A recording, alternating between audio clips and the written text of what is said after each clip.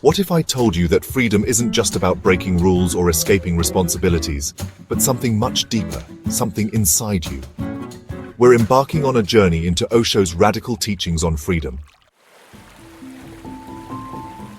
Osho, a spiritual teacher from India, believed that true freedom isn't about external liberation. It's about breaking free from the invisible chains of fear, conditioning, and societal expectations. He emphasized that these chains are often self-imposed, created by our own minds. Osho's teachings encourage us to look within and question the beliefs and norms that we have accepted without scrutiny. He often spoke about the importance of meditation and self-awareness as tools to dismantle these internal barriers. By doing so, he believed we could achieve a state of true freedom and inner peace. I remember a time when I felt trapped in a job I hated, not because I couldn't leave, but because I was scared of what people would think. The fear of judgment and the pressure to conform kept me in a place where I was deeply unhappy. It was a cage of my own making, built from the expectations and opinions of others. This is exactly what Osho talks about. The invisible chains that bind us not physically, but mentally and emotionally. That's the kind of cage Osho talks about, one we build ourselves. These cages are made of our fears, our doubts, and our unwillingness to challenge the status quo. Osho's teachings remind us that the key to these cages is in our own hands.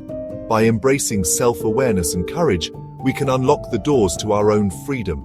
It's a journey of introspection and transformation, one that leads to a more authentic and liberated life. Over the next 50 minutes, we'll explore how to unlock that cage and step into true freedom. Ready?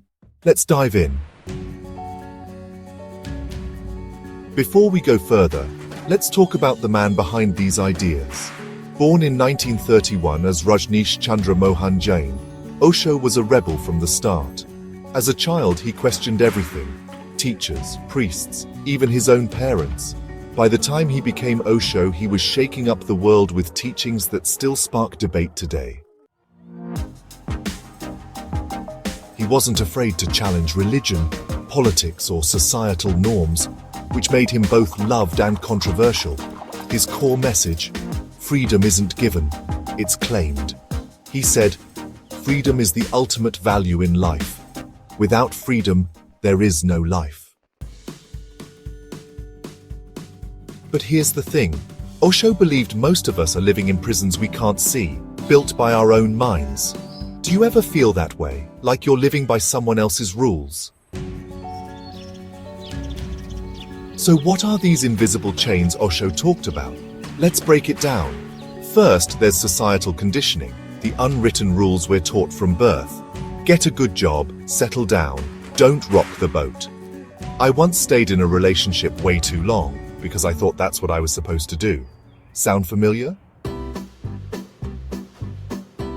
Then there's fear. Fear of judgment, failure, or even success.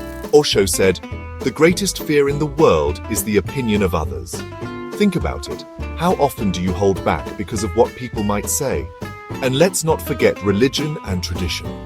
Osho was critical of organized religion, saying it often limits freedom by imposing guilt and dogma. He'd ask, "Are you living your truth or someone else's?"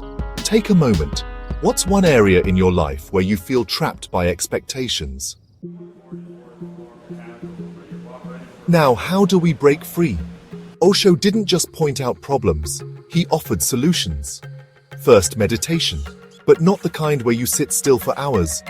Osho's meditations are active, even chaotic. Take dynamic meditation. It involves shaking, dancing, and shouting to release pent-up energy. Sounds wild, right? But it's about breaking mental patterns. Another technique, gibberish meditation. For a few minutes, speak nonsense. Yes, literally make up words. It frees your mind from logic and control. Try it with me. Close your eyes, and for 30 seconds let out any sounds that come to you. How did that feel? Weird? Liberating? That's the point. Osho also taught us to question everything. Next time someone says, "This is how it's done," ask why. And finally, embrace uncertainty. Osho said, Life is a mystery to be lived, not a problem to be solved. Which of these feels like something you could try today? Let's talk about relationships, because they can either cage us or set us free. Relationships are complex and multifaceted, often reflecting our deepest fears and desires. They can be a source of immense joy or profound pain, depending on how we navigate them. Osho believed that love shouldn't be possessive. He emphasized that true love is about giving, not taking. It's about allowing the other person to be who they truly are, without imposing our own expectations and insecurities on them. He said, "If you love a person, you will not interfere with his freedom." This means respecting their individuality and supporting their personal growth, even if it means letting go of our own need for control. But how many of us cling to partners out of fear? Fear of losing them, fear of being alone, or fear of facing our own insecurities. This fear can lead to possessiveness and control, which ultimately stifles the relationship. I've been there holding on too tight, thinking that's what love is. But in reality, love is about trust and freedom. It's about allowing your partner to breathe and grow, while also nurturing your own growth. Osho challenged that, saying true love gives space. He taught that when we love someone, we should give them the freedom to be themselves, to explore their own path, and to find their own happiness. This is the essence of true love and freedom in relationships. He even suggested that jealousy is a sign of insecurity, not love. Controversial? Maybe. But think about it for a moment. When you feel jealous, isn't it often because you fear losing something or someone? This fear stems from a place of insecurity within yourself. It's not about the other person. It's about your own feelings of inadequacy. But it makes you think, are your relationships freeing or binding? Do they allow you to grow and be your true self? Or do they confine you to a role that doesn't fit? Relationships should be a source of joy and growth, not a cage that limits your potential. And what about your relationship with yourself? Do you treat yourself with the same kindness and respect that you offer to others? Self-love isn't just a buzzword, it's a crucial aspect of living a fulfilling life. Osho emphasized self-love as the foundation of freedom.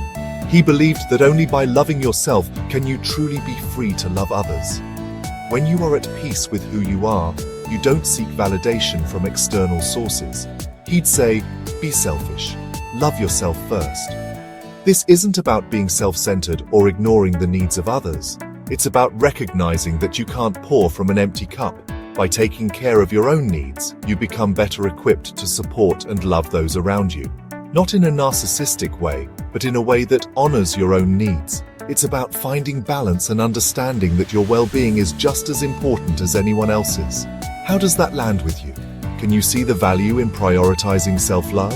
It's a journey, not a destination, and it starts with small, intentional steps. So take a moment today to appreciate yourself, to acknowledge your worth, and to commit to loving yourself a little more each day. So, what have we learned in these 50 minutes? Osho's freedom isn't a one-time achievement, it's a daily practice. It's about questioning the norms, facing your fears, and loving yourself enough to live authentically. We've explored his philosophy, tackled the challenges, and found practical ways to start. My challenge to you, pick one thing from this video, maybe a meditation or questioning a belief, and try it today. See what shifts. If this resonated with you, please hit that like button. It helps more people find this content. Subscribe for more explorations like this and share your thoughts below. What does freedom mean to you? Thanks for joining me. I'll see you in the next one.